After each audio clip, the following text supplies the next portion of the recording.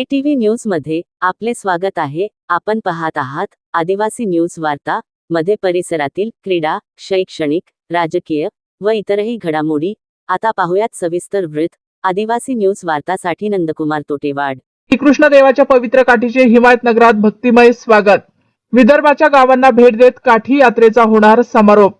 कृष्ण देवाच्या पवित्र काठीची यात्रा गावातून प्रारंभ होऊन हिमायतनगर शहरासह विदर्भातील अनेक गावांना भेटी देत भक्तिभावाने पुढे सरकत आहे। या यात्रेअंतर्गत आज काठीचे हिमायतनगर येथे आगमन झाले असून शहरात भक्तिमय वातावरण निर्माण झाले आहे।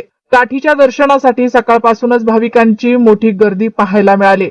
अनेकांनी काठीचे दर्शन घेत आरोग्य, सुख, समृद्धी व मनोकामना पूर्णतेसाठी प्रार्थना केली।